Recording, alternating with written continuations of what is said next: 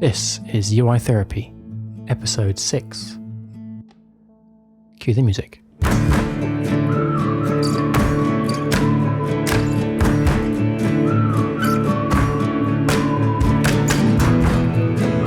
Welcome to the UI Therapy Podcast. My name is Jake Hopking, and I'm a user interface design and development expert, online user experience consultant, digital product designer, and I'm also a keen photographer and complete coffee addict. Each week, you're going to learn actionable strategies, mindsets, tips, and tricks that will help you take the guesswork and confusion out of designing and building beautiful and intuitive user interfaces. This podcast is your secret weapon in cutting through the paralysis of tooling, framework, and methodology analysis.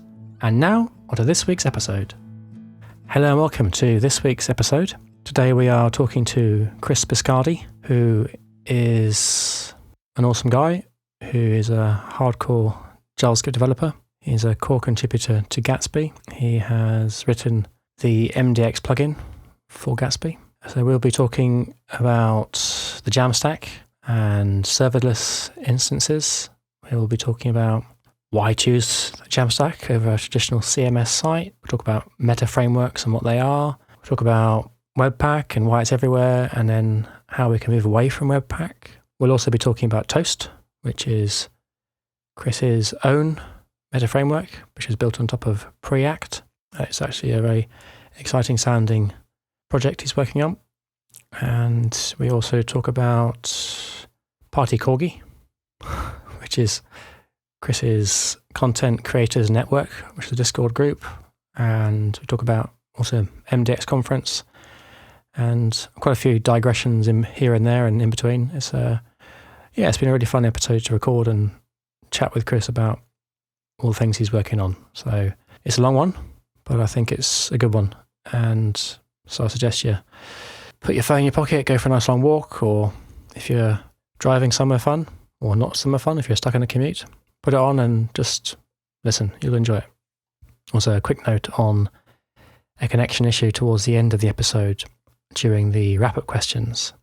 Anyway, so what I'll do is I'll put in a couple of ding-ding sounds so that you can be aware of the discontinuity between the disconnection and reconnection. So without further ado, here's this week's episode. Sorry, I had my microphone on mute. Hello, Chris. How are you doing? All good. I thought it was me for a second. I was like, man, I got to change my settings. Oh, man. Well, thanks for spending the time and coming on the show. It's really good of you. Yeah, thanks for having me. How's it going? What have you been up to? I guess it's the morning there, right? Yeah, it's morning. I'm kind of having a late start today. I did a bunch of email work yesterday. We're doing MDX Conf in late August, so I had to send all the speaker notifications and details and stuff like that yesterday. And then I started a new newsletter that I'm going to do weekly. That's going to be a paid newsletter. So I had to deal with that yesterday. And sending email like that always kind of like wears me out. So yeah, I can imagine. You might took a little extra sleep. So what you say, that's an MDX conference? Yeah. Wow, there's a whole conference about MDX. That's pretty cool. That's pretty specialized, pretty niche. Yeah, it's community organized, community run. So there's no sponsors or tickets or anything. We're going to stream it on Twitch. Oh, that's really cool. That kind of stuff. So we'll see how it goes. You had a big part in MDX and Gatsby, is that right? Yeah. I wrote Gatsby plugin MDX, and that's how I got into maintaining MDX core as well. Ah, cool. I've only just started playing with MDX. I had my first Gatsby site for the show website, actually. My first experience. It's been interesting, actually. I'm in two minds about the whole Jamstack, so that's why I think it'd be good to chat to you about it. Sounds good. I guess we could just start, I think. Sure. If you need me to record on my side, right? Yeah, that would be super if you could do that. Cool. No stress. I've got it going. Cool. Well, welcome to the show, Chris. Actually, thanks for having me. How do you pronounce your surname? Is it Biscardi? It is. It's Biscardi. It's kind of like Bacardi and kind of like Biscotti, like merged exactly together. had the same thought process. It's the first time I've ever heard Biscardi. It's a cool name. Thanks. Yes, no worries. Didn't really have a hand in choosing it, but yeah. Okay, so maybe you could share with the audience a little bit about your background and how you got into the industry and what you do and that kind of thing, that'd be awesome. Sure. I got into the industry, I think over 10 years at this point. I taught myself how to program sometime in college. Like first college summer, I took my first freelance contract, eventually dropped out of college, and then did like freelance engineering work in open source projects for money, and other small things. That was, I did ActionsSript. Then when that was killed by Apple, I should say died because it was kind of just like pushed away. I went into JavaScript. Node came out around that time, so I swapped into like being JavaScript on client side and Node on the back end. Got me into all like the Sencha Touch and like mobile-y kind of stuff. Then went through a bunch of different languages. Spent most of my time consulting. Did Haskell production. Did a couple other things. Worked at Docker. Worked at Dropbox. Back to consulting now. Finished up a long contract with Gatsby last year, and now I'm still consulting, and that's sort of my short version of my story. That's cool. I'll be editing a lot of this out, as I'm sure you can imagine. I'm still a bit nervous about interviewing, so it's getting used to it. Yeah, I have the same nerves, actually. Oh, do you? On my own podcast. Yeah. I've done a bunch of episodes at this point. I've done a bunch of conference talks and things like that, and like the nerves for me just like never really go away until I'm like in it and talking. Yeah. If I'm on stage in the middle of my talk, I'm mostly fine.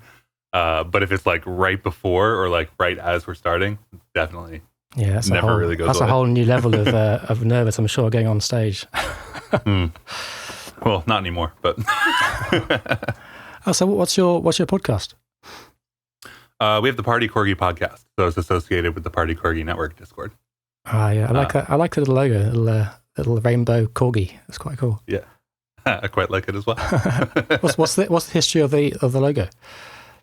The history of the logo is kind of like an internet rescue. We were never able to find like where it came from, and it was in like a folder on my hard drive for a number of years. And then I started, I don't know, like I changed my Twitter name one day to like Party Corgi for some reason, and it kind of stuck. And then I used that image when I started streaming, and then the Discord started originally from me streaming, so it adopted that stuff as well. And then I sort of like moved it from being a thing that represented like me to a thing that represented the Discord, and sort of just like moved it over there. So now it's a thing that represents the Discord. There are a bunch of like remixes of it at this point. We have a number of them in the Discord, in the chat. We're going to make stickers soon and stuff like that. I have stickers of the old one. But yeah, I don't know. That's how it worked. We were never able to find like the original creator of the rainbow one specifically.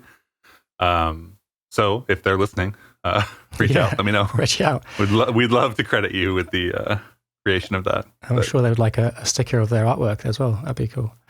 Yeah, I have a bunch of them laying around. Yeah, nice. Yeah, actually, what is the story? Maybe we'll come back to that. The story of your Discord chat, because I had a look in there the other. Well, it was just after. I think it was just after the ES Conf. I joined the Party Corgi. It looks like quite a nice little community going on there. But maybe we'll come back to that at the end. That'd be good. Cool. Yeah. So I guess the main theme here we're trying to talk about is the Jamstack, and what is the Jamstack? Can you sum it up? Ooh. So my opinion of what the Jamstack is it might be different than other people's. I feel like Jamstack and serverless are pretty much the same thing. They're associated with the, like, if you think about the build versus buy paradigms when you're building stuff, Jamstack and serverless are all sort of like in the same. If it's not your core competency, then buy it. And if it's your core competency, then build it. And it's sort of a reduction in the complexity of the complexity that you need for a large DevOps pipeline, right? Like, it's not a Kubernetes. You're not running a massive amount of infrastructure. You're basically shipping a zip file to S3, and then it serves from a CDN, either from S3 to somebody's browser, as in the Jamstack case, or from S3 to a Lambda runtime, as in like AWS Lambda's case. But it's like they're basically like the same thing. There's a reduction of complexity of the development pipeline and the deployment pipeline. You get things out faster. Things happen at build time. Yeah, it's kind of a roundabout way of explaining it. That's interesting. So, yeah, I mean, it reduces complexity on the kind of the built side and the served side, but then that complexity gets handed over to the developer, as far as I can kind of see, to make it simpler for the user side. Would that be a fair understanding?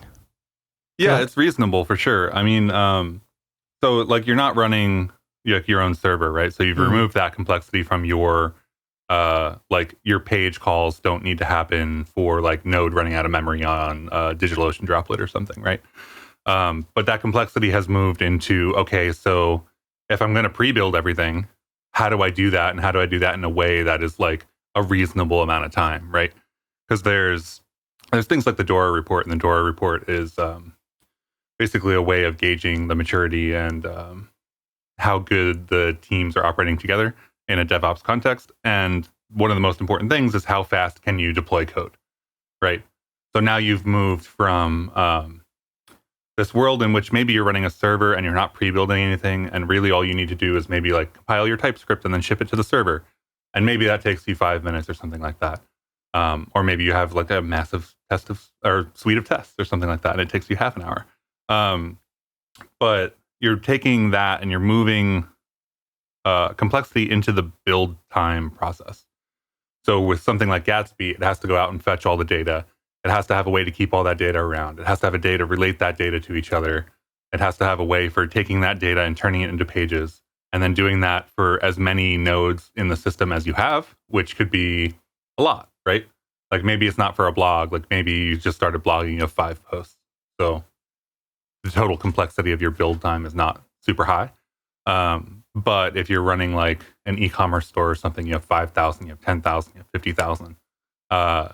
Yeah, that becomes a problem, right? Yeah, I don't think you'd choose a jam site for that, would you? You wouldn't have a static site for that kind of complexity. I mean, even my simple show site, which is Gatsby, it's got like 7 or 8 pages, and it takes a couple of minutes to compile each time. And that's running on quite a fast server, so it's I can see it. Presumably it increases linearly. So if I have, maybe it doesn't. I don't know.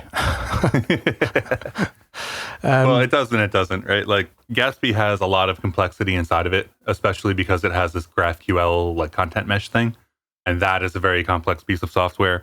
And then there's Webpack inside of it, which is also a very complex piece of software. And like to be in the Jamstack and to be sourcing data from like a single CMS, you don't necessarily need all of that, right? You could do something with Hugo where you pull down some JSON files from your CMS and then just turn it into flat files, and it'll probably be much, much faster. But you also won't get the niceties of the ecosystem and the development experience and things like that. Yeah, that is the best thing about Gatsby, in my opinion. It's the development experience. It's everything's super snappy when you're developing, and I love the HTML hot module replacement. That's just work. It's the best implementation I think I've come across in like a meta framework, as you like to say. Yeah. I mean, why would you choose a Jamstack? Why would you? What's the? I mean, we kind of touched on it already, like smaller sites, but is there a bigger use case for more business side of things, or why would you choose it over a traditional CMS-driven site? So let's see. My experience with the Jamstack, I think, goes back to my time at Docker, where we were running a server in Docker containers in 2014, 2015, something like that. And we were running the Docker Hub UI as a universally rendered React app in 2014, which was an adventure, is the way that I will put it. But like that's my first experience with this concept that you can take, say, the same React application and render it on the server to a string and into an HTML file, and then rehydrate the React app on the other side. And I think that if the build performance was there for the amount of pages that we needed, it would have reduced the deployment complexity of that site immensely, right? Like we were running containers across a bunch of different servers. We weren't using Kubernetes at the time because it didn't really exist. We didn't really have Swarm or anything like that either. So we were just like manually shelling into servers, booting containers, and when like DockerCon happened, we just had to like be there and be like, okay, so we're watching all the servers. I have standard out open. Like, do we need to reboot any of them? And like Jamstack gets rid of all of that, right? It moves this process of rendering all of the HTML pages to the pre-build time, which means that in some sense, it doesn't matter how long it takes, right? Because you can pre-build as much as you want. And then if you're also bootstrapping a React app on the other side, it can also fetch updated data, right? So now you've sort of disconnected the amount of time that somebody is going to wait for this page to be rendered. If you push a bug and your build process fails because somebody made a syntax error or somebody made a this doesn't work as JavaScript error when you're trying to render a page, it'll break in your build, right? And your production site will still be up, which is really, really nice. So it's this way of reducing sort of runtime complexity. There's less things to be paged for, less things that you need to be paged for and need to get up and fix right now. And the way that you maintain a CDN is like you basically let the CDN handle it, right? The way that you maintain a server is like, okay, well, if it's running out of memory, we need to scale up and get more servers and do some extra stuff. But if you need to scale a Jamstack site, you just sort of let the CDN handle it because that's what they're meant to do. Yeah, I guess that makes sense, yeah. I don't know, you could argue that a good CMS-driven site with some healthy caching could alleviate a lot of those potential problems, could it not? Or yeah, I struggle a little bit with the Jamstack idea because I don't know, it's not brittle, but it feels like it just doesn't feel, well, it doesn't feel responsive because it isn't. It's just a bunch of static files, and that's why I struggle with it a bit. Because, for instance, if you're writing a lot of content and you've got content editors and stuff, and you constantly have to rebuild the thing, and obviously as the size of your code base grows, the build time obviously, as I say, increases as well. So is it more for things that don't need a lot of content? Or well, so there's a tipping point, right? Like, and like as anything in engineering, there's trade-offs. And like we were saying before, if you have 50,000, 100,000 pages, something like that, and you're using something like Gatsby, maybe your build times are going to get very long, right? I've seen a number of repos and a number of issues filed on the Gatsby repo and stuff like that, where people are like, hey, my builds on whatever platform are timing out because Gatsby is taking so long to build these pages, and we have 50K or 10K or 20K or 100K or whatever their site happens to be, right? Maybe they just have a ton of images, right? Images are super slow in Gatsby world. But like, so there's a tipping point at which you kind of have to and are forced into going into something else, right? Whether it's a Next or an actual server or something like that. So right now, the tipping point I would say is somewhere in the 50K range, roughly, if you look at the expanse of Jamstack sites. If you're comfortable with the build times that you're getting at that in the system that you choose, the framework that you choose. But yeah. That's a surprisingly high number, 50,000. Yeah, I think it's higher than most people think it is, but it's also like not infinitely high, right? If you're Amazon, you're probably not using a Jamstack approach. That'll take a lot of time to build, or a lot of power. Yeah, that's great. That's a good answer. I mean, it's a long answer, but it's a good one. Yeah. And then I think, sorry, carry on. I was like, and I can go deeper into that. And like the Jamstack frameworks that we have today don't really do like incremental builds and pushes to CDN, right? Like if you rebuild a Gatsby site or a Next static site or any of these other things, like you can't just build one page and push it to the CDN and be done. So like every time you make a change, you have to rebuild everything. And that's not necessarily true from a technical perspective, right?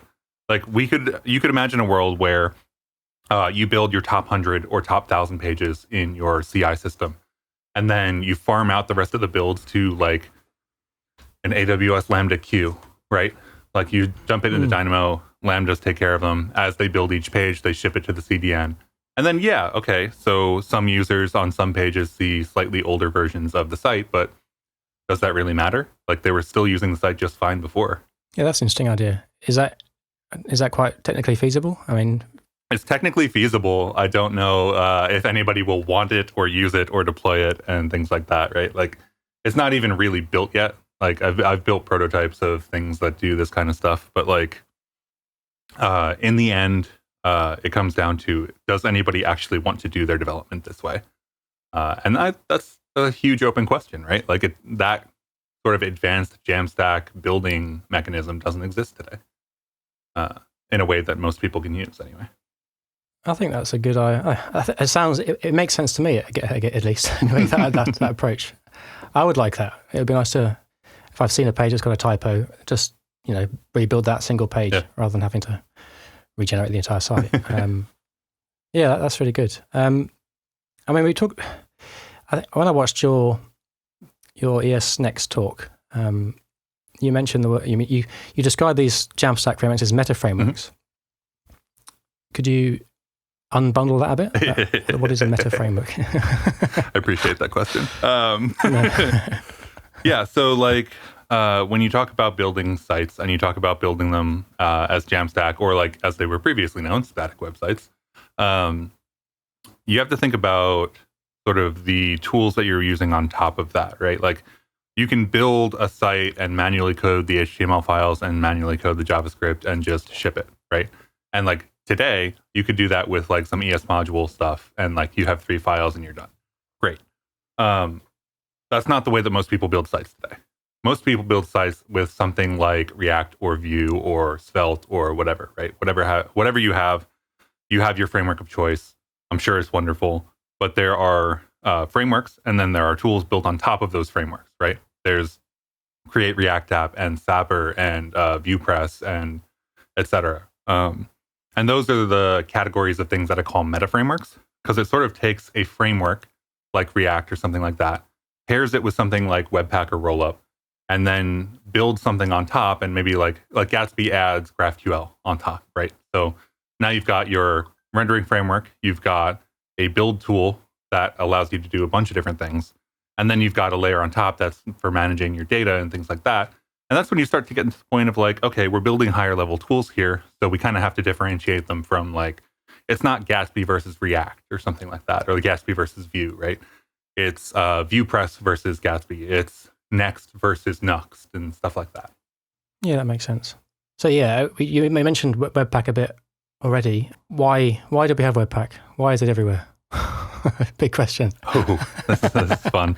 I went over this a little bit in my talk on the ES Next Conf, actually, and I know you watched that talk. So, but yeah, I mean, Webpack really came out of a pain and a very real situation that we found ourselves in as like JavaScript developers, right? Node came on the scene, NPM came on the scene. We were using AMD or whatever your flavor of custom built module system you wanted to use at the time. And NPM and Node kind of just like, we're like, hey, we're going to use CommonJS now. And then everybody started switching to CommonJS, from back-end stuff to front-end stuff to whatever, right? And around this time, you have like Browserify, which existed for a little bit before Webpack, and Webpack, which were like kind of the next generation of stuff, past Grunt, past Gulp, past Brunch, and whatever tools you happened to be using at the time. And we ran into this problem where we, as a community, had standardized on CommonJS. CommonJS didn't run in the browser. It only ran in Node.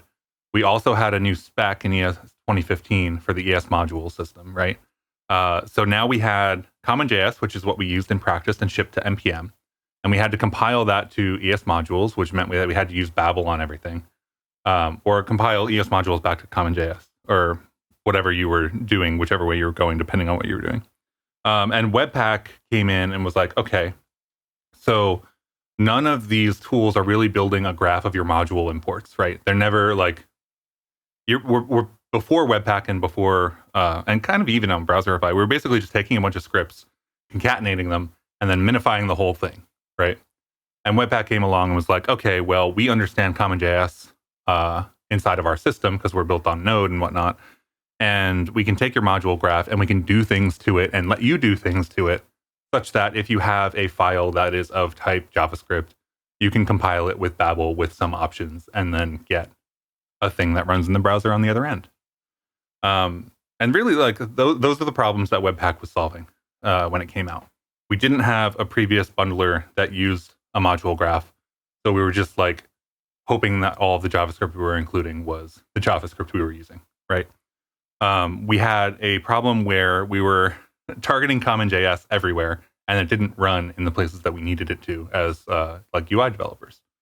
And then we also developed a whole suite of other tools from Sass to PostCSS to image processing to JavaScript and TypeScript and CoffeeScript and whatnot. And like the ecosystem for UI developers is a massive suite of tools, right? Like, and we're all targeting the same place. So Webpack is how you take all of those things and you put them into the same place. So how is it? I mean, you mentioned the graph, the module graph. Mm-hmm. Was that a unique thing to Webpack? Is at the time it came out? Was that a unique thing for it, or? It was unique in the way that Webpack did it. I don't know that I would call it unique because like everything in terms of engineering tends to like be derivative of something else, right? Like we're all building on top of other people, and like the idea of a module graph has existed for a very, very, very long time, right? So is it unique? Probably not, right? Was it the most prominent, most used implementation of that technique at the time? Yes. And it kind of rose up through when React was rising. So React gained a bunch of popularity. Early React users and developers were using Webpack, and that's kind of like how Webpack came into the ecosystem for its first step. So yeah, just maybe to clarify, what is a module graph?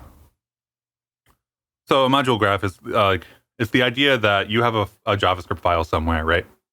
And that file imports some other file, and that file imports two other files.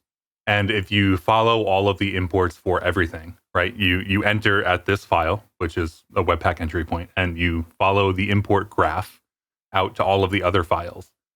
And then you know what depends on what, when you have to run each piece of code, how you get to each piece of code, and all of the code that you're using in this bundle. And that's what the graph is, right? It's not really some like super fancy term. It's just like a term for we start here and then we go to a bunch of different places, and it's a graph. Yeah, and is the difference here between like Webpack and Gulp and Grunt and all that stuff? Is it could do this kind of systematically, could it? Whereas I'm trying to. I can see you now.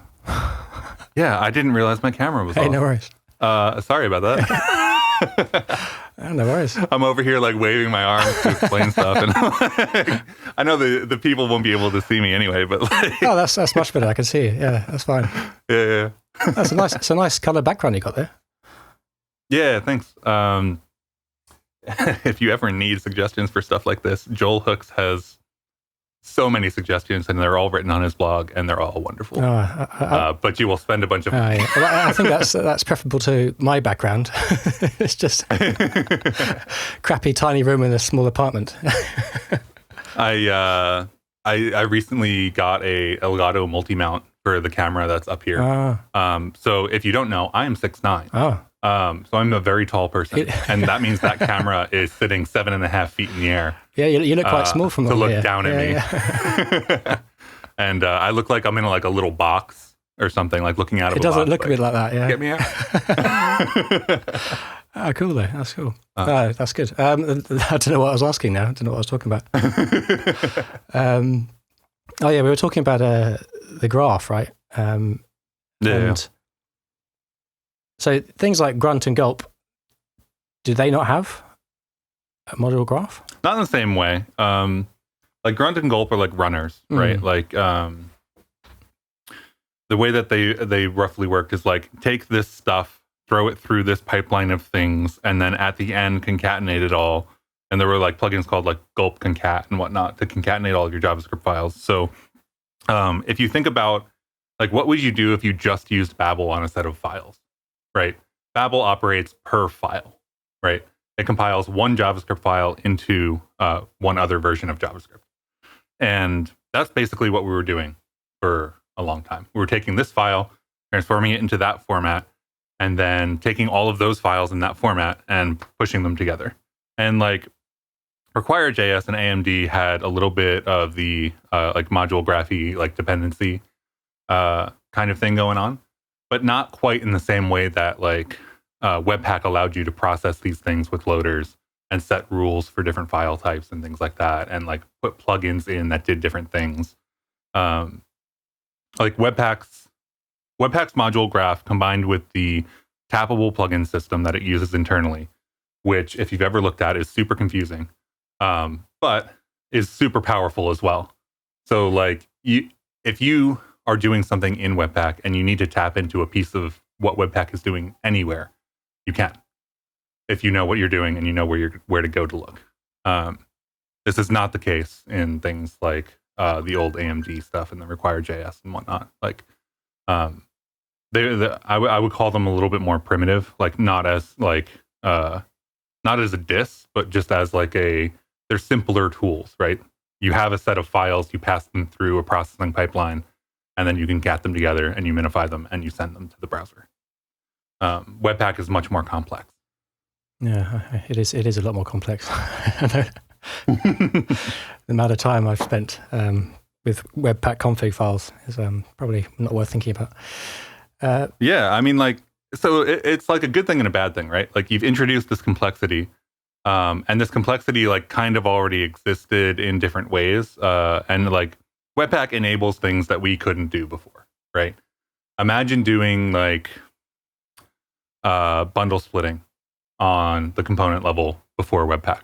How would you do that? You would move a couple files into a different directory and like run them through a separate gulp process, like, and in Webpack, all you need to do is like this require whatever statement, and like we get require.context in Webpack and things like that, so we can scoop up folders and do different things, and we get access to all of the assets on the other end, and while they're processing, and yeah, I mean, I was kind of going on a tangent, but but probably it's not. Is it written in JavaScript, presumably? Webpack. Yeah.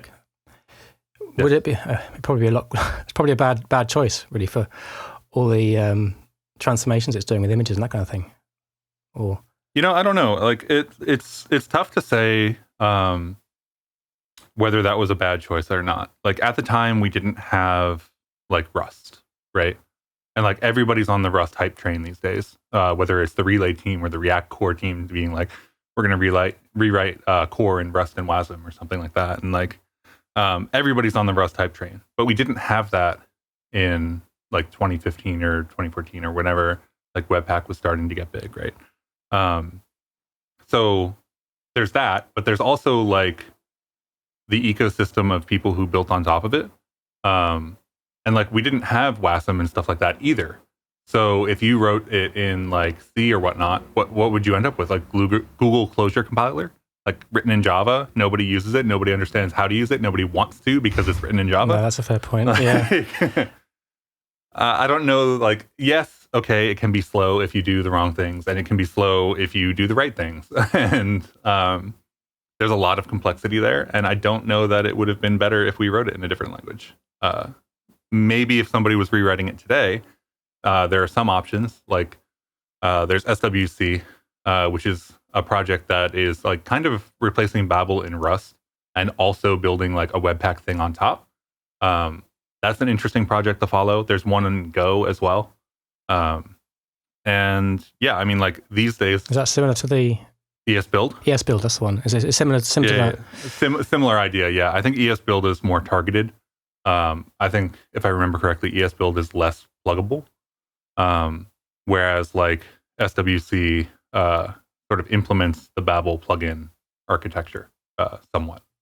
So when you, as a developer, and you're writing plugins for SWC, you can write them in JavaScript, or how you have to write them in the same language that the tool is built in? So you can definitely write them in Rust. I think that the best way to write a plugin in SWC is with the Rust APIs. I know that there's like compat with the Babel stuff, but I believe that all of like the core Babel plugins and all the officially supported Babel plugins have been more or less rewritten in Rust. So I don't actually know if you can write extensions in JavaScript in that way. But there are really interesting projects in Rust like Neon and all the WASM stuff that will allow you to call between the two. So, I mean, it's possible, but like once you get into doing that, you kind of have to weigh, is it worth sending this one JavaScript file over from the JavaScript runtime into Rust, or like from Rust into the JavaScript runtime? Because that overhead will probably be more than the processing time, right? So like it's a trade-off. I haven't had a look at these next generation build tools. Are they? I mean, I know that they are orders of magnitude faster when it comes to processing batches of files, right? But are they quite easy? Are they quite easy to configure? Yeah, I mean, the same kind of thing, right? Like, not going to get any easier to write a JSON file that describes what you're going to do, right? Fair enough. Yeah. The only way you make that simpler is by removing features, which valid option, but you don't get Webpack if you remove all the features of Webpack.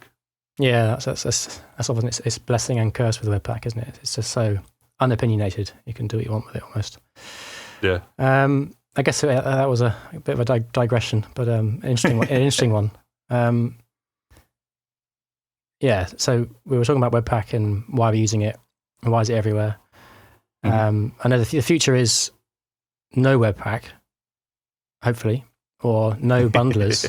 I mean, that's the aim, isn't it? To get rid of bundlers and all that stuff. How do we get there? What do we use? I mean, there are other options. There's like roll up as an ES module first kind of in inverted quotes bundler. But yeah, I mean, what can you walk us through? What would be the way we get away from Webpack? And what are the challenges of that, perhaps? Yeah, so I mean, to be clear, I want to say that like for extremely large, complicated sites, they're probably going to be on like Webpack for a long time. In the same way that like if you have more than 50,000 pages, you're probably not using a Jamstack approach, right? Like I think there's a trade-off in terms of complexity. There's a lot of sites below that line that can go like ES modules first, but it's not every single site, right? So how do we get there? Like we have to take a look at what it looks like to actually remove Webpack. And if we remove Webpack, we lose all of the features of Webpack, right? So we have to start looking at the browser and see like what it supports these days. And browsers, at least all the evergreen ones, support ES modules now, right? So there's a way for us to write JavaScript that does imports and dynamic imports in a way that the browsers just sort of understand. Now, that said, there's still this tension of Node runs CommonJS or Node is just switching to ES modules. And the differences between the way that you import stuff in the browser and the way that you import stuff in Node is like significant. It's just like URLs, but it's still like enough where you need a Babel process running to translate these import strings into different import strings such that they can hit your web server instead of being a bare import. And slight detour, what I mean by a bare import is like import React from React or import Vue from Vue or something like that, right? That last specifier is a bare import. And you need that to be like /vue.js. So it goes to a file because that's the way the browsers understand it. And there's this other specification called import maps that hopefully will get implemented and then we can use bare imports. But until then, there's like a little bit of polyfilling that we need to do to get everything to work really, really well. What's the time frame on those? Is module tree, whatever it's called? What do you call it? Import maps. Yes. Import map. I don't know what the timeline is because I am not involved in the spec or the implementation of it. So I'm just kind of like, I'm one of these people that's like outside of the standard body. Like I know it exists. I know it's moving forward. I don't know when it's going to finalize because I'm not on the Chrome team implementing it. I'm not on the Firefox team implementing it. Right. So no, that's right. So, but where's it come from? Where's the idea come from? Do you know that? You mean like the spec originally? Yeah. Or is it from JavaScript itself or the ECMAScript like itself? You mean, is it in the ECMAScript spec? Yeah, sorry. Yeah. I don't know if it's in the ECMAScript spec, actually. I believe this is a browser feature. I don't know why. I don't see why import maps would be in the ECMAScript spec, but I guess it's possible. I've never actually looked at the spec myself because I haven't ever needed to, because you can't use them. Yeah, fair enough. So until that point, we have to basically give out URLs to import from, right? Yeah. So basically, like, you do import React from React, and instead of doing that, you like rewrite that to be import React from like /webmodule/react.js or something like that, which is what Snowpack v1 was exclusively meant to do. So that's one aspect of what we can move to the browser, the ES modules. But then what about things like, I don't know, well, images is obviously easy from static side or from a CMS side, but if you're doing your Jamstack stuff, how do the images get to your browser? Do you do that afterwards? Do you do a separate kind of build process for your images?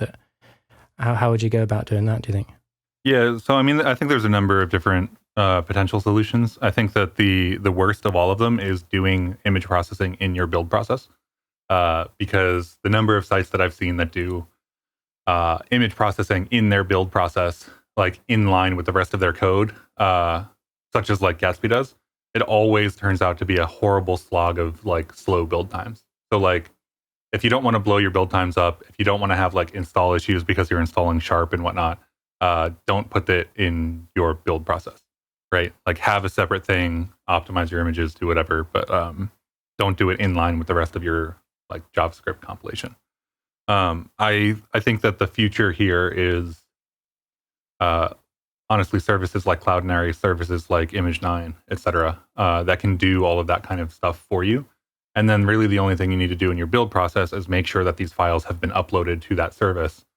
And then you get a module where you can construct URLs that do like all of the things that Gatsby Image do, but using like a production CDN like service that's meant to do these things, which means you get more features. The processing happens on their server, not your build time, etc. And then how would you get those images up? Would you have to upload them first to the CDN and then manually copy across the links? Or I'm just thinking, if you were to do this at build time and it's uploading images to Cloudinary, that's going to slow down your build time quite a lot as well. Not as much as processing them in line would. Really? Yeah. Well, like, okay, so you're doing like an upload, right? Yeah. And the problem with doing like local image processing is that there's nothing that you can do in like Node that's just built in JavaScript to do image processing, right? So now you need to download a C dependency, and you need to build and like Node dip a C dependency into your project, which is painful. And then when it runs, like when it does like Gatsby image processing and stuff like that, you're doing all of that processing and taking up all of the CPU to do like a bunch of image processing that you don't need to be doing, that is taking time away from actually building your application, right? Like, especially if you're using like free tier CI systems, right? You don't have control over how much CPU power you have. You don't have control over, you don't have too much control over how much RAM you have and things like that, right? So if you're processing large amount of images, it can get slow. And the time it takes to upload an image is dramatically faster than doing that processing locally. Yeah, especially once you've uploaded it, that's it. It's not going to do it again. But if you're doing your rebuilds, you're reprocessing all these files unless you have a pretty smart build process, which I haven't come across. For instance, in Gatsby, it seems to reprocess everything each time. Yeah, basically, like if you're using a very, very specialized service like Gatsby Cloud, they have like very special support for making sure that you don't have to necessarily do that. But that's like custom proprietary code, right? The way that it happens in the open source project is you build and then your cache goes away and then you have to do the images again. So like, it's not just doing the images in one build, right?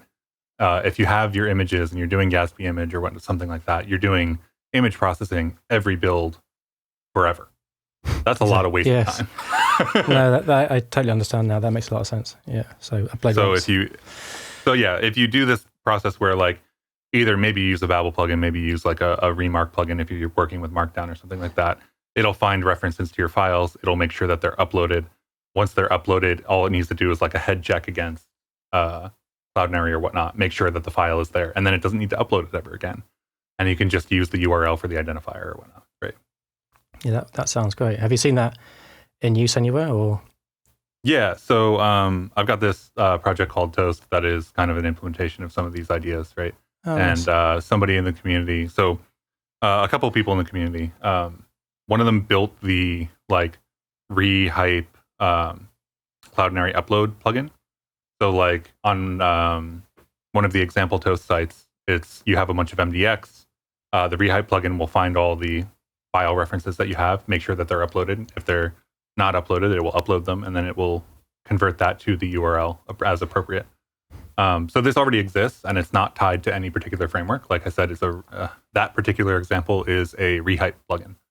So anything that is HTML could use that hypothetically. Wow. That's awesome. I'm going to have to check that out. So we've got ES modules, we've got our images. We've got our CSS to cover. Mm-hmm. That doesn't seem too difficult. CSS. We already have. I mean, I use. Well, maybe it's not. Maybe it's not so easy because you've got to. If you're namespacing your components, you need to do that at build time, or do you have to? How would you get around that? Would you have to?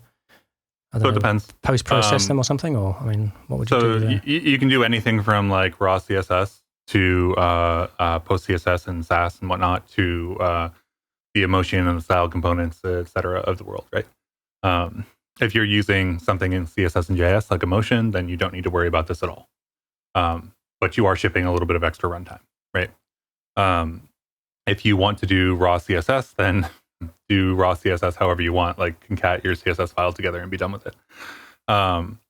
If you want to do something like CSS modules or something like that, you can have some fancier integrations with Babel where it will traverse that file and convert it for you and put it somewhere, right? So you can get your CSS modules like auto namespace CSS files in the same way. And then there's the other thing where like maybe we should just rely on like the post CSS CLI, right? Like you have a bunch of CSS files. Maybe you should just use the post CSS CLI and the post CSS docs and just like use it rather than wrapping it in like 3 layers of abstraction and like having like framework plugin post CSS, right? Or something like that. Yeah, I'm all for that. No, that's great. Actually, I mean, I used to do a lot of this sort of stuff in the command line a long time ago. You just write, you had like parallel shell, and you just did it all yourself. Yeah. You didn't need these bundlers really. Mm-hmm. But anyway, that's an aside. What else is there to cover? We've got I guess hot module replacement is obviously a beautiful developer experience. So how do we maintain that? I mean. So there's a couple of examples of this existing in the wild already. One of them is a prototype with a Medium article and a Git repo. And if you search for like ESM hot module reloading, you'll probably find it. Okay. Because it's the only article written on it. There's also Vite, which is coming out of the Vue ecosystem that has hot module reloading for their single file components in VueLand. So if you're interested in like how do you hot load ES modules, that is one implementation. There's a second implementation in Snowpack that does roughly the same thing. I think in the end, they're both based off that like Medium post about how to hot load ES modules. And there's some problems with that, right? Like, or some new problems now that we're just doing ES modules, in the way that like the bindings work for ES modules versus the bindings for like compiled CommonJS and whatnot. But I think most of them are solvable, and there are people proving out that this already works. So yes, I mean it's obviously not as technically difficult, but do these solutions or this blog post does it cover dynamically updating your CSS in your browser whilst you're saving it? I mean, you used to be able to do that before, but does it cover everything at the same time, or is it just focusing on the ES modules for its HTML? This is that blog post in particular is just focusing on ES modules because that's the new part, right? I think if you're making CSS changes and you're not using something like Emotion, which will take care of that for you, right? Then you need to find a way to replace CSS in the head, which like is possible, right? The same way that ES modules use some WebSocket API and do like module.hot.accept whatever, if you've ever looked at these APIs. You can do like a similar thing where you like, okay, well, I've identified this CSS file with this hash, and like I'm going to rip that style tag out of the head and replace it with this other one. Like that's possible. I don't know anybody that's necessarily written that yet, but it's not as hard or interesting as a problem as the ES module hot reloading was. No, so I'm confident. Absolutely, yeah. I'm sure it's a lot easier. Yeah, I mean it exists in browser sync, doesn't it? For instance. Yeah. And Yeah. So I think that is that all? Do you think that's all the stuff we need to replace to move away from Webpack, or have I missed something? That sounds like it to me. I think the only other thing that like might be interesting to talk about is like how do you get data in? And I think that's not just an open question for like ES module meta frameworks. That's an open question for the ecosystem at large, right? Gatsby has this content mesh system that they use, and it's GraphQL, and like there's some complexities there in terms of like how do you infer types and how do you connect all these systems and merge all the data and things like that. And like the approach that Toast is using right now is use the CMS CLI, use like the SDK they give you, and like fetch your data however you want. Like write a 10-line script, get your data, ship it as JSON files, and then like Toast can consume that. Which is significantly simpler, does require you to write a little bit of code though. So maybe it's not as pluggable as Gatsby is, but there are like these two ends of the ecosystem where like you can either use the documentation and stuff that already exists for your CMS of choice or your whatever system of choice, or you can like take the Gatsby approach where there's a Gatsby plugin for your CMS of choice and you just need to install it, and then like to really use it you need to go to the Gatsby plugin whatever docs as opposed to the like my CMS docs, right? So I think this is an open question because Gatsby is really the only system with this like data fetching layer, right? And I think that as the wider ecosystem outside of Gatsby, we kind of have to realize whether we want that or not. And there are some efforts to do something that's similar with the GraphQL mesh project and whatnot, but we kind of have to decide if that's something that we want. And if so, is GraphQL the way we want to do it? And then somebody needs to build that package, and then everybody will have it. Yeah. What is your opinion on GraphQL? Do you like it? Do you? Yeah, I mean, I really like GraphQL. Generally speaking, it does add some complexity, but like on the other end, I feel like every REST API is a REST API in its own respect. Like it has its own definition of what REST is and how things work and how many verbs you use and whether you extend to hypermedia or not. And so like I understand how like writing a single URL and hitting it and getting data back is simple, but in a large system of those URLs, it becomes much more difficult, right? Then you'd have like, and at that point, I think that GraphQL is the right way to go. Because what it gives you is back-end control over how all of this data is getting fetched, right? As opposed to the REST world in which you would have to like hit that URL, then hit these 3 URLs, then hit those 4 URLs to get all your data. And the backend doesn't really know that you're doing all of those different fetches. In the GraphQL world, you hit the GraphQL server. The GraphQL server knows everything that you want on this request, and thus can be like, okay, well, 99% of our requests are fetching this set of data. Maybe we should reorganize that in our databases to be able to be fetched all at once. And that it does that automatically, or no, it doesn't do that automatically. That would be that'd be amazing. That would be amazing. But no, that's sort of like GraphQL will give you the data to act on in that sense. Like right, like you can watch all your GraphQL requests, see what people are requesting, and then like reformulate your infrastructure to support the way that your application is actually being used. Yeah, my only exposure so far has been through Gatsby, but I can see the power of it. I love the idea of being able to combine all your endpoints into one query. That's pretty powerful, right? Is the implementation in Gatsby, is that a good I don't know, example of how GraphQL works from a query side? Because I found myself writing a lot of queries again and again, and I'm not sure if is that by design, or is it kind of a quirky thing about Gatsby? I'm going to say that the GraphQL implementation in Gatsby is quirky, perhaps more so than like just standing up a GraphQL server or using Hasura or something like that. And it's quirky because it's meant for a purpose, right? It is a GraphQL API meant to support a static site generator, which means that it's doing inference on your data. Whereas like if you were building your own GraphQL API, you would probably be defining your business types in that GraphQL layer yourself. And then like you store them in the database somehow, and like the client uses them somehow, but this like GraphQL layer is where you define how your business types are exposed to both ends. In Gatsby, you don't get as much control over that, or like typically in a typical Gatsby site, you don't get as much control over that, or you don't exercise your control over it anyway. Like there are things that you can do that are advanced APIs to create interfaces and bundle them up together and like ship them in Gatsby themes and make them extendable and things like that. But it's not easy, right? That's not a yeah. I wouldn't tell a beginner to go do that. I would. Yeah. So yeah, I mean there are quirks in the Gatsby GraphQL ecosystem because it's meant for a purpose. So the quirks support that purpose typically.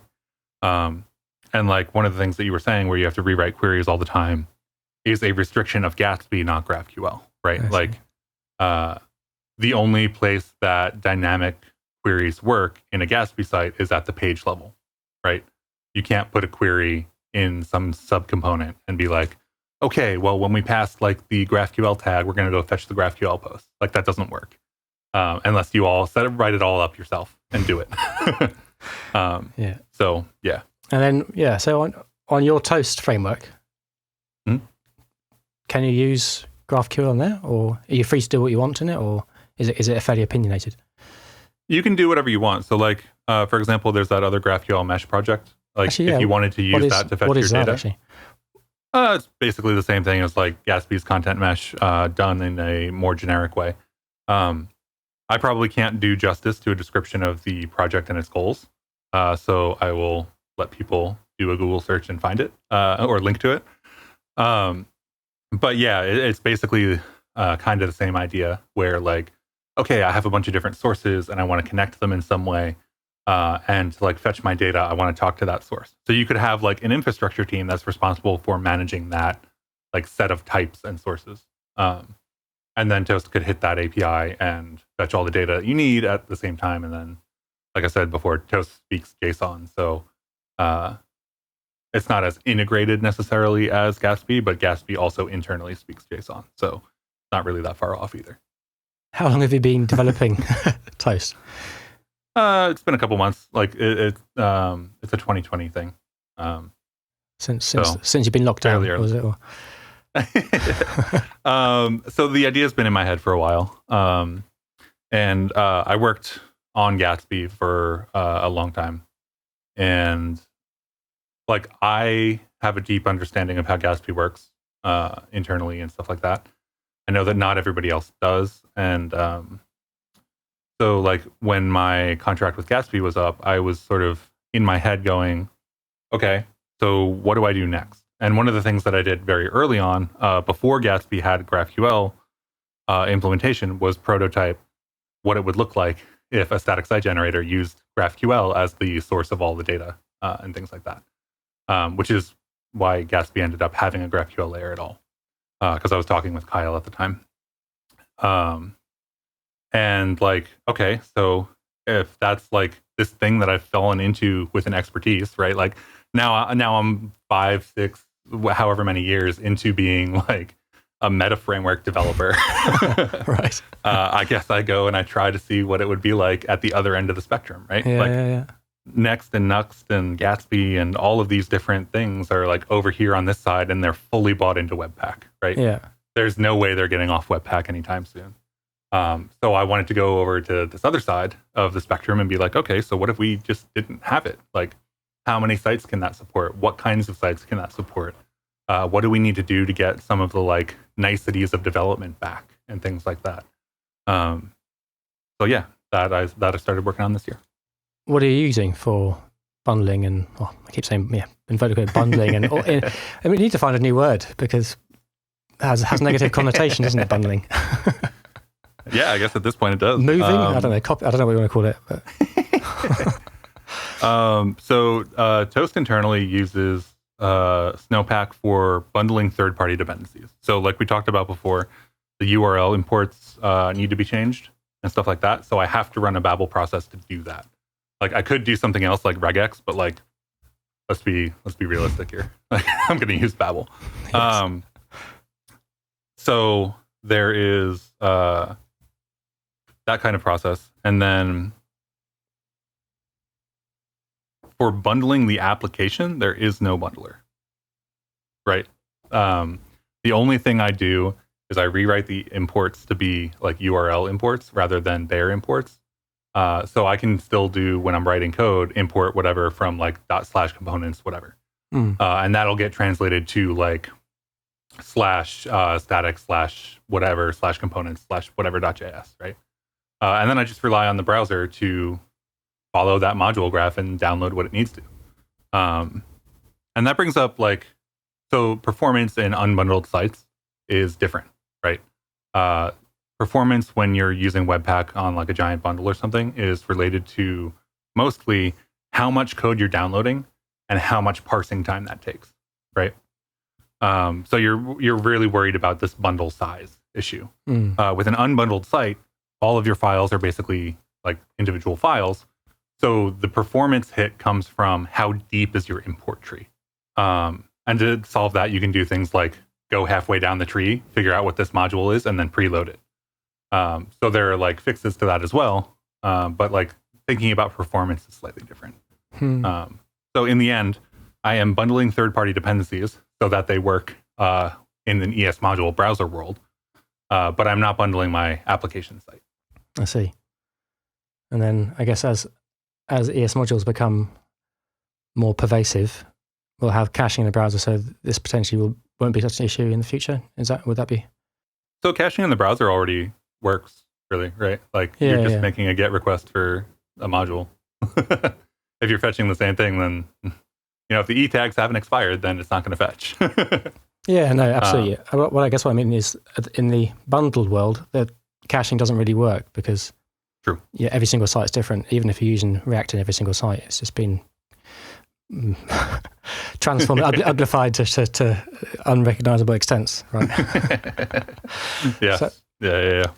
So so as I don't know, the development community, we transition over to ES modules, caching will become more of a benefit. And would that offset your performance concerns that you were mentioning before?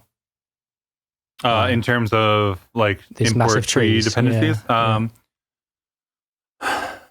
an extent, I guess. Like if you have those modules already cached, you don't need to re-download them, right?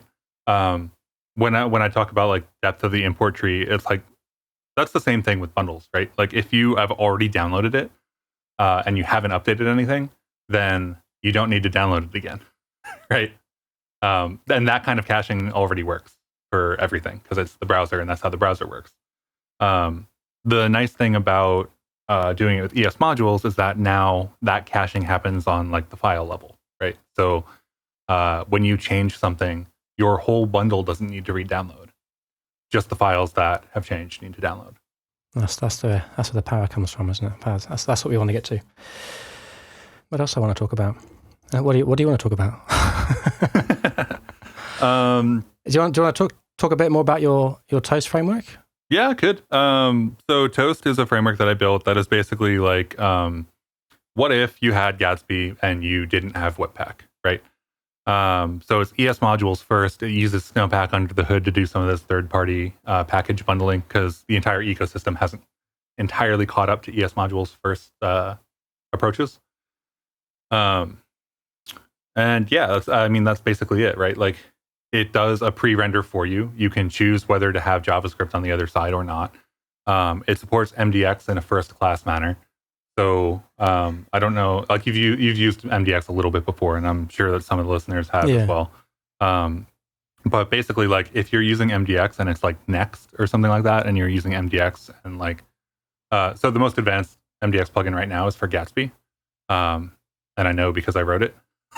But like if you're using MDX in any of these other ecosystems, it works to an extent, right? Like your imports still have to get thrown through Webpack because that's how you're doing everything else.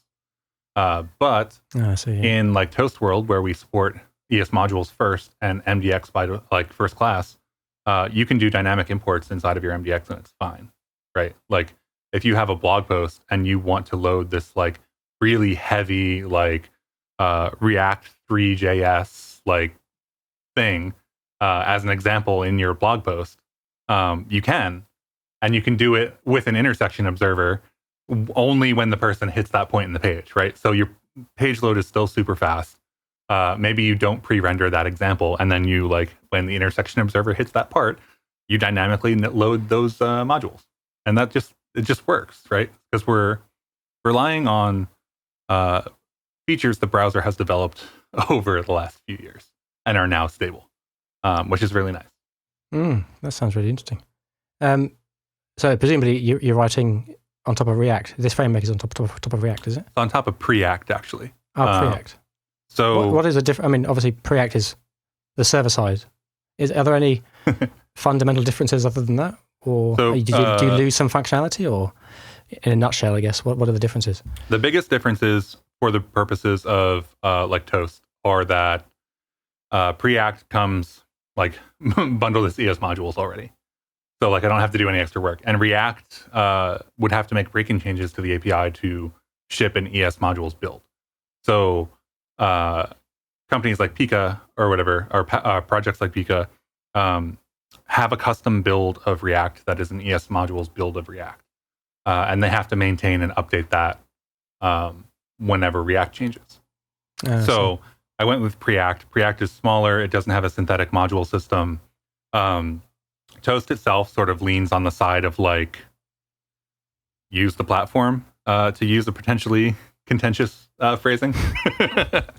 So Preact really helps with that kind of thing, right? Or it's smaller. It's like 3 kilobytes total. You can use the entire React ecosystem with Preact compat. It increases your size a little, like a couple kilobytes or something. But then you can use React Helmet and you can use Prism React Renderer and all of these other things that you like are used to using. So yeah, that's like it uses Preact because Preact is built with ES modules in mind. If you want to look at differences between Preact and React, like they're roughly API compatible. Preact doesn't have a synthetic event system. The rendered string package in Preact is a separate package. I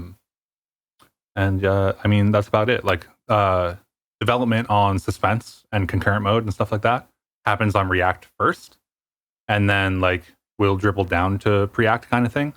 So like if you really want to be on the cutting edge of concurrent mode, you have to use React. But for blogs and content-based sites and things like that, do we really need that? Yeah, I haven't played with it. I'm interested to check that out. Where can people learn more about Toast? So on my GitHub repo, there's Christopher Biscardi, or github.com/Christopher Biscardi/Toast.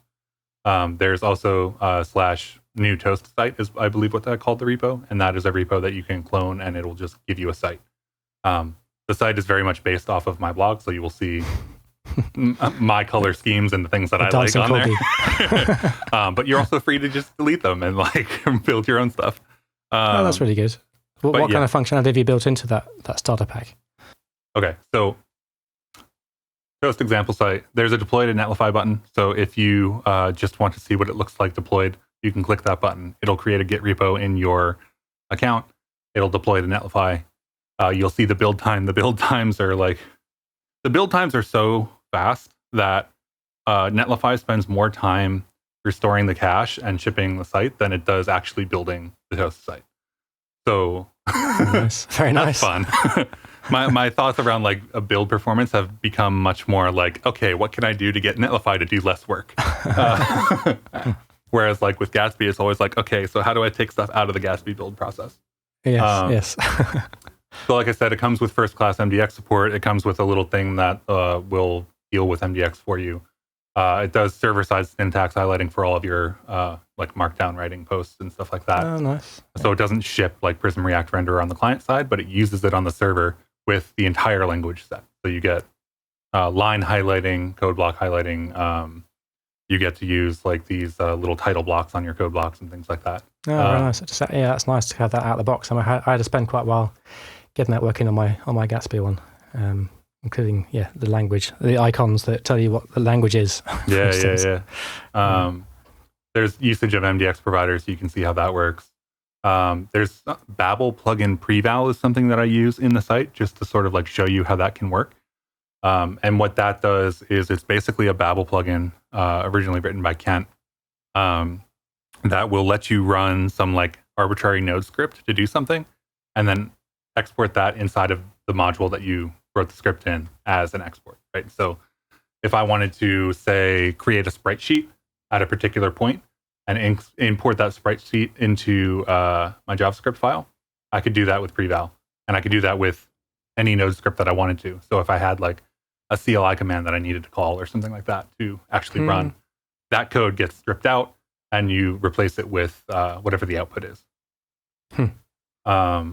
There's some basic stuff like there's a source pages directory such that you can just create pages with JavaScript files. Okay. There's a static folder in case you need like to drop your CSS file somewhere or something like that. On my own side, I have this thing called tweetable selections or like tweetable snippets. So if you select text on the page for this Toast site, it will pop up a little box that you can click and it will send you to Twitter with the selected text. So that's kind of cool. Nice. The styling is done with emotion because I tend to like emotion. I think that for like, in the future, what I want to do is build like a starter that is not just like a fork of my blog. And that will use Tailwind probably because I think that fits the sort of like Toast mantra a little bit better than emotion does, right? What is the Toast mantra?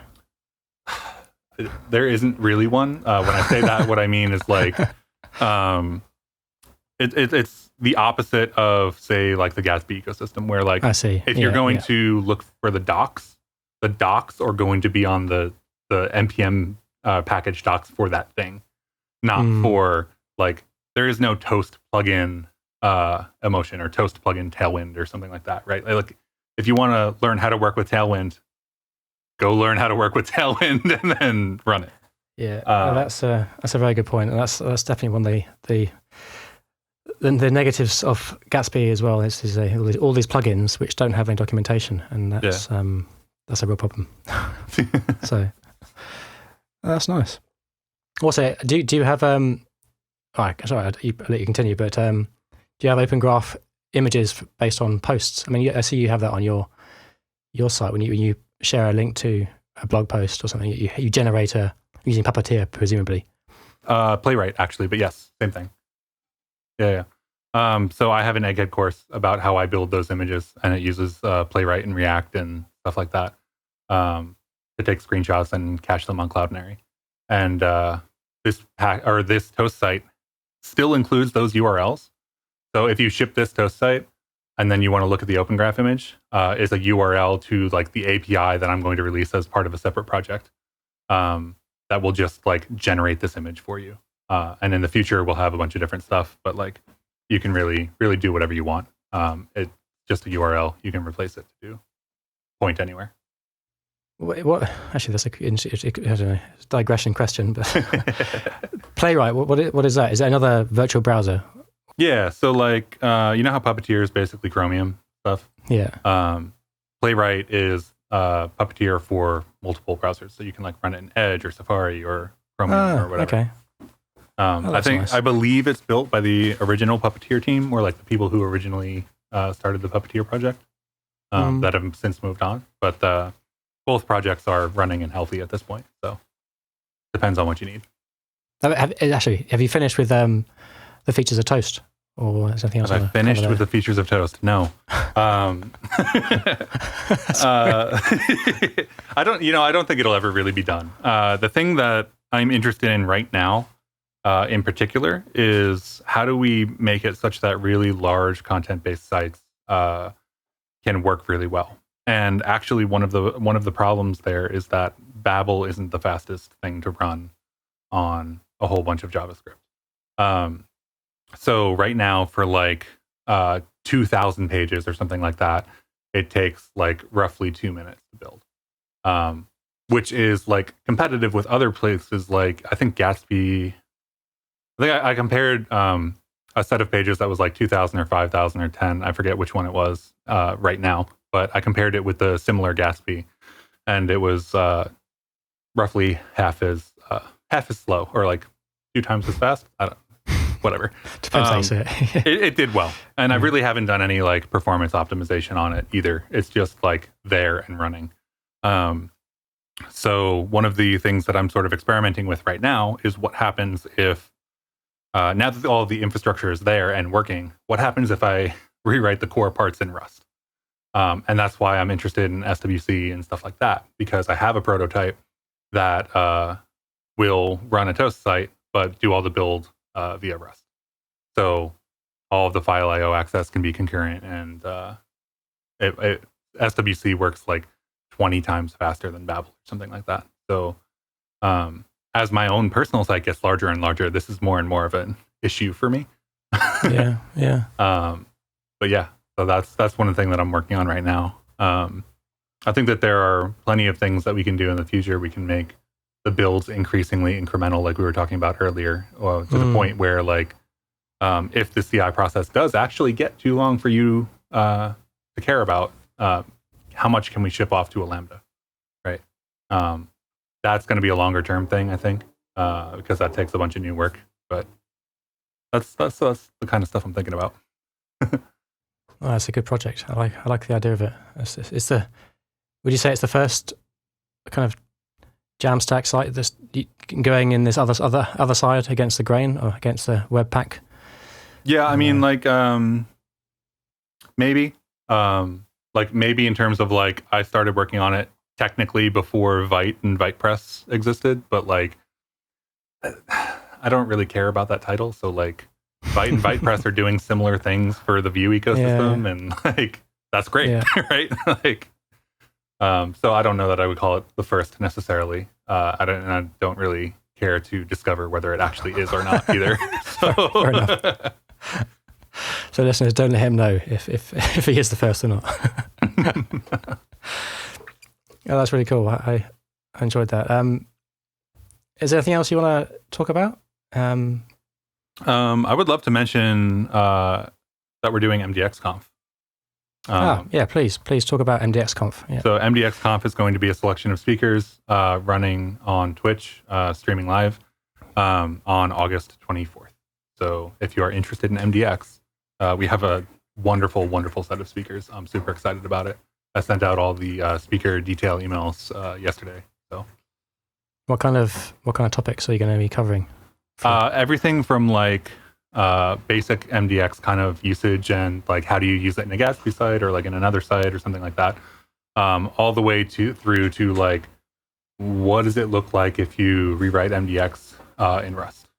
So like there's beginner stuff and there's like, okay, I am somebody who is interested in the future of MDX. What does the future of MDX look like, and what does 2.0 for MDX look like, which is super interesting because I've seen it already. But I'll leave that for the conference.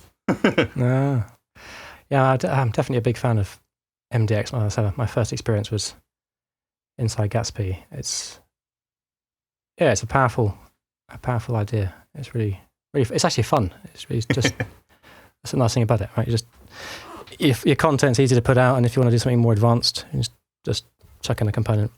Yeah, I'm super happy to hear that you're having fun with it, because I think that's super important. Right? Like, No, it's really good, and I like the fact that you can remap your markdown. What are they called? Your syntax, I guess. What is the name? Like, for instance, your H1 is that a yeah, like the hashtag and stuff. yeah? I don't know what that is called. Whatever, the syntax, whatever. It really remaps like the AST to like components. So like if you have a heading, you can remap that heading to like a React component or whatnot. Exactly that. Yeah, I think that's a really powerful idea. Yeah, words. Yeah, words. Yeah, we should know this sort of thing, shouldn't we? So where can people go and find out about the conference? The conference site is going to be on mdxjs.com. So if you go to that site, there will be a little banner. You'll be able to click on it by the time this episode comes out, and you'll be able to find hopefully the schedule and everything as well. But the site isn't up right now. It will be up. Okay. And this is a free conference, you say? Yeah. So there's no tickets. I think the way that we're going to do it is if you sign up beforehand, we're going to give you access to a Discord in which you can talk to everybody else that's watching the conference live. And we're going to lock that Discord down when the conference starts. So if you are a person who would like to participate in the discussions around the talks and stuff like that in Discord, sign up on the website that has all the schedule and everything, and we'll send you an email with an invite link. Yeah. I saw that pattern done by the Women of React conference, and it worked really, really well. So I think we're gonna copy a little bit of their well done organizing. Yeah, I love that idea of linking a little conference to a Discord chat or Discord channel. I hadn't really experienced that before. I mean, maybe it's just because of this new world we're living in. We've got all these remote conferences, but it's a nice way of doing it. Yeah. Although I wouldn't want to close the venue, as it were, between days. I think not particularly my favorite choice, but no. So maybe that's a pro tip. Don't do that for yours. Yeah. Well, I appreciate that feedback, and we're not going to close it down, but we are going to it'll start with the conference, and then it will the server will be done, and we're going to just destroy it afterwards. Oh no, that's absolutely fair enough. But it's just whilst the conference is ongoing, it's nice to be able to talk to each other between days. Actually, maybe we can talk about. I'm just looking for listeners who can't see what Chris is wearing. He's wearing his what I guess is your corgi corgi icon. Is that right? It is a Party Corgi tank top. Yeah, which are currently being sold in the Egghead.io store.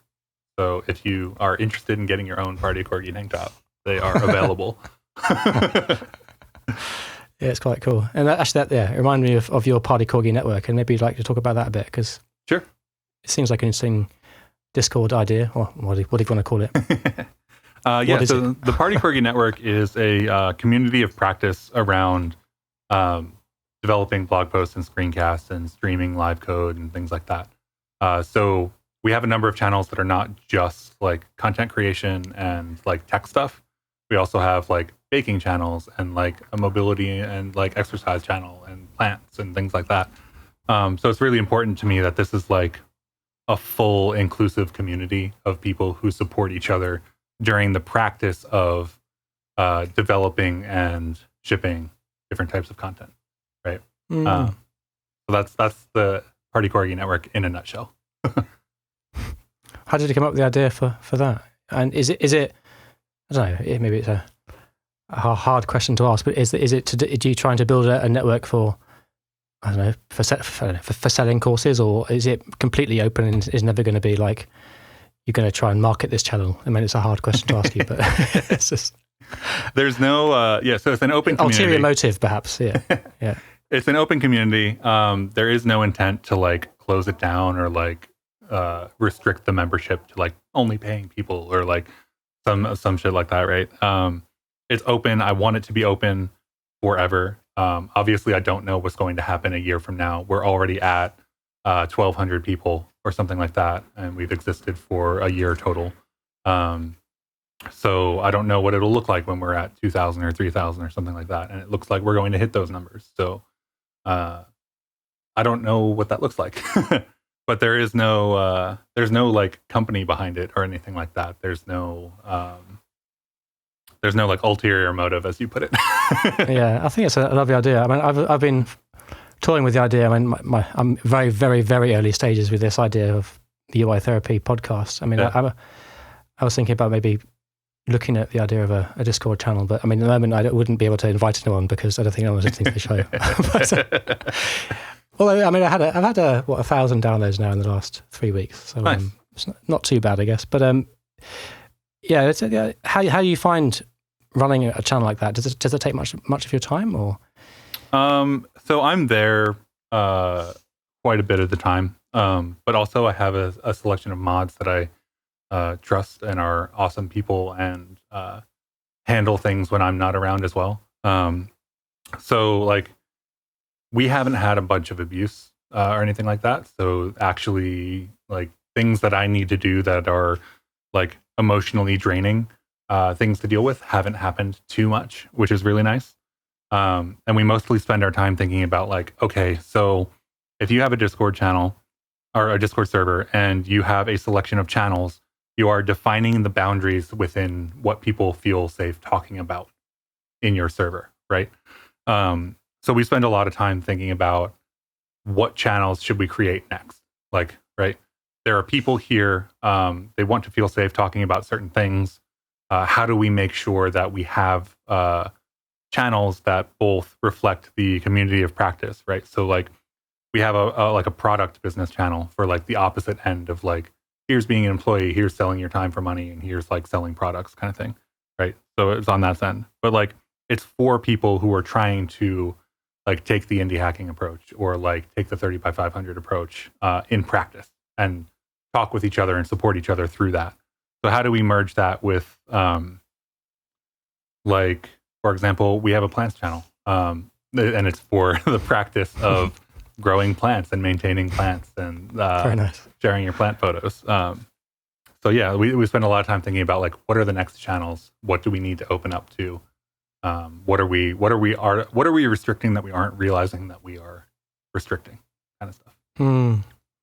That's an interesting question. Yeah. And then, so is it? Can anyone just join, or do you? Yeah. You mentioned it in your Twitter profile. So if it's just open to anyone. I mean, I guess I must be. Yeah. I joined it. So. Yeah, we don't necessarily know where everybody comes from when they join. But yeah, it's discord.gg/Party Corgi is the like vanity URL for the invite. So if you go to that, or if you go to my profile, it'll be in my Twitter profile, or however you want to get there is fine. Yeah, it seems like a fun. I haven't had a lot of time to spend looking around it, but it just seems like a pretty active, kind of supportive community, from what I can tell. Yeah, I mean, I was even welcomed by, I can't remember who it was, but I had a couple of messages saying, welcome Jake Hopking. I was like, oh, thank you. It's nice to be here. Yeah, that's cool. I'll put all these things in the show notes, of course. Cool. I've got a few wrap-up questions that I'm asking all guests. That's for some kind of consistency. So number one, if you could change one aspect of UI design or development in your industry, what would it be and why? I would love to see, because I've been working a lot with Swift UI lately. And from like a technical perspective, I would love to see something more like Swift UI and the preview providers and things like that, and like the built-in component library that you get with that in the web ecosystem.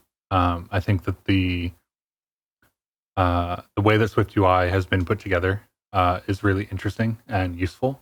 I have other separate opinions about how hard that is going to be on the web. But like from a technical perspective, I think that is the direction I would most like to see explored.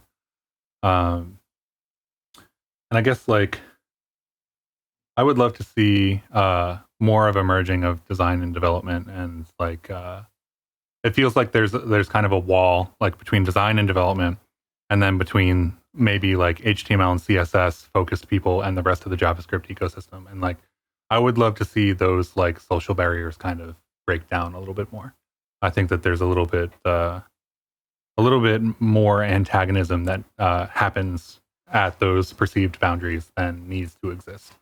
And I think that we could all be a little bit more supportive in general of each other. Yeah, 100%. I definitely agree with that. Actually, in my first awkward episode, I talked a lot about that, actually, about bringing designers and developers closer together and their understanding of each other, I think is really beneficial for the web industry in particular.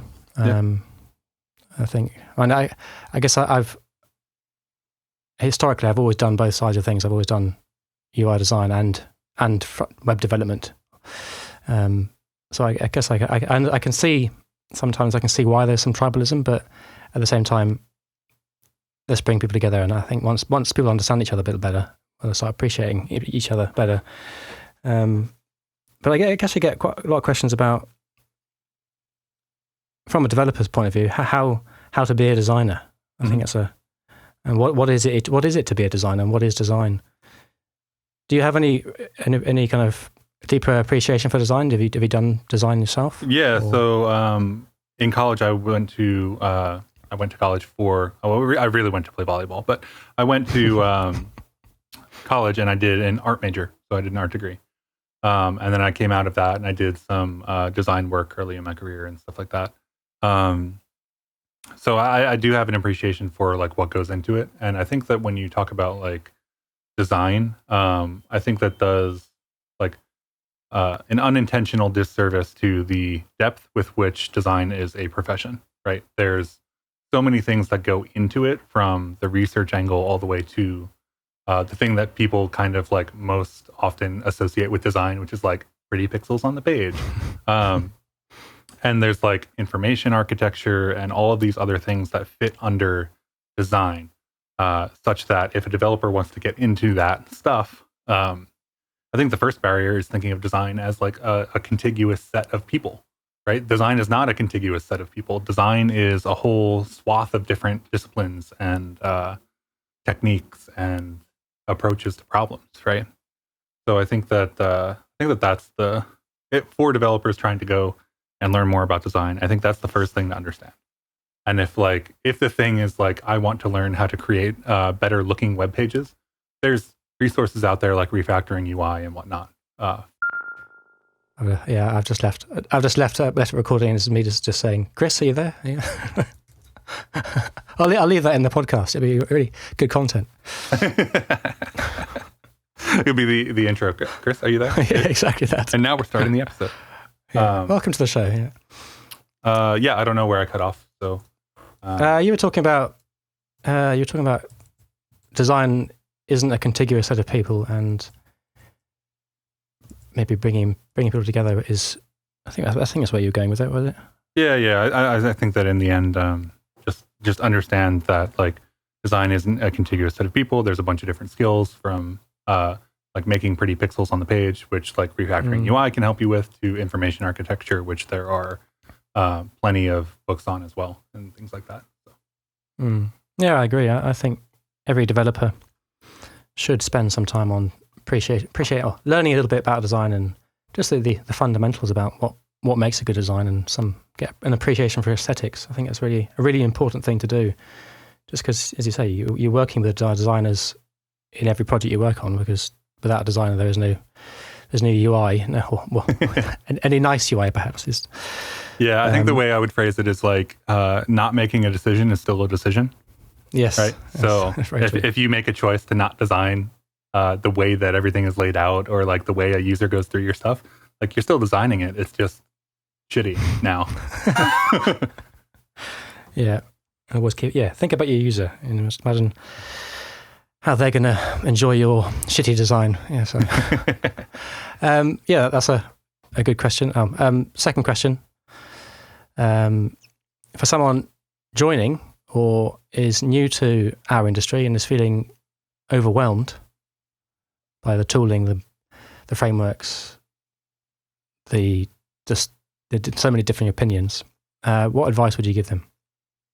Ooh, if you're feeling overwhelmed, I think that the most important thing to remember if you're feeling overwhelmed is that all of the things you're looking at, not everybody knows all of them, right? Like it's very easy if you're on like Twitter or any of the other like aggregator sites and things like that to be like, everybody is doing JavaScript and React and Vue and Svelte, and like people have shipped 5 Svelte and Sapper sites already, and like, oh, Rust is a big thing now, and like everybody knows Rust and I don't, and like it's just not the case. Like people know their like specific set of like skills and spikes, right? So everybody is at a different point on a lot of different sort of like rulers if you're going to like measure out the expertise in a specific area or whatnot.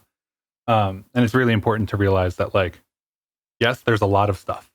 There's more stuff than you will ever get to learn in your lifetime. And there's more coming out every single day.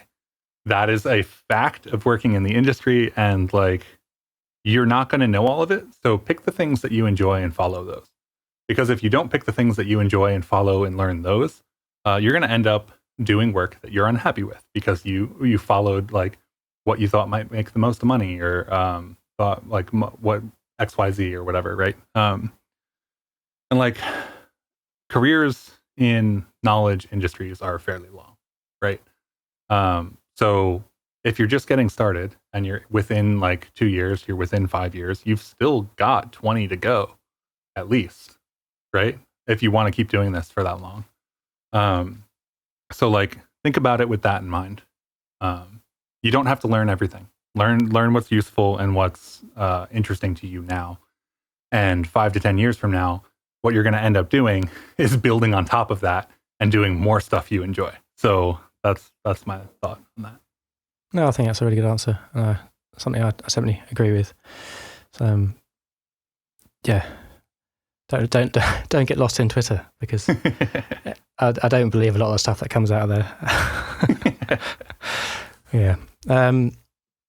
But yeah, also do something you enjoy. Absolutely, that's super important.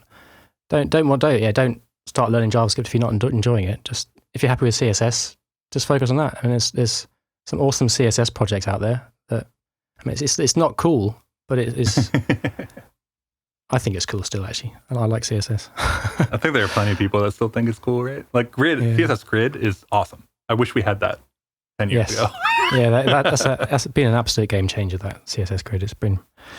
I've left it so long because I've been so used to browsers that don't support the latest feature set. But actually, it's been supported for quite a few years now, and I only started learning it about a year ago. I'd been using Flexbox, and that was I thought that was mind blowing. Final question, a simple one really. What's the tool, app or package that you believe deserves more attention than it currently has? Ooh. Tool, app or package that deserves more attention than it currently has. It can be your toast if you like. It can be anything. I've already marketed or talked about or whatever you want to call Toast. So I will pick something else. There's actually so there's an interesting CSS based library that I just came across called KNOPF. I think it's .css. It might be .dev on the website, but yeah, Knopf. I don't know how you pronounce it. I've never heard anybody pronounce it, but it is it is a CSS library that uses CSS variables to basically allow you to build any button that you want, with icons on the left, icons on the right, drop downs, etc. And I don't know about you, but I am fucking tired of building buttons.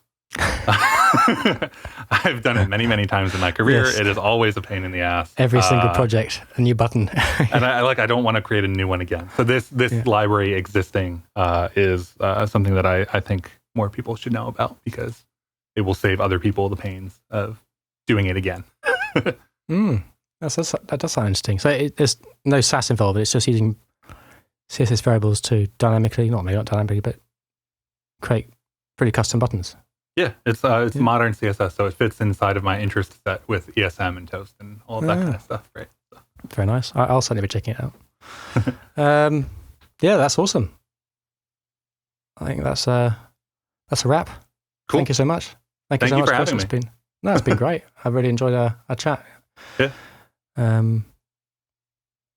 Maybe one more last thing. Where can people go and find out more about you and your projects and that kind of thing? I'm very online, so Twitter, is a great place. My username is Chris Biscardi. The Party Corgi Network Discord is somewhere I am a lot. I also live stream code in there quite often. Or ChristopherBiscardi.com, which has all of the links to everything that you would want to know about me. Perfect. Well, on that note, thank you so much. Thank you. It was wonderful. And thank you, the listener, for listening to us ramble on for an hour and a half. It's been fun. All right. Thanks, Chris. Show notes for this episode can be found at uitherapy.fm. If you enjoyed listening, one really easy way to support this show is to leave a quick rating or review on iTunes or wherever you listen to your podcasts, as it really helps other people find the show. If you have any feedback or questions for this or any other episodes, you can reach me on Twitter at UITherapy, or I'm at Jake Hopking. Or you can send an email to show@uitherapy.fm. Thanks so much for listening to UI Therapy, and I'll catch you next time. Cheerio.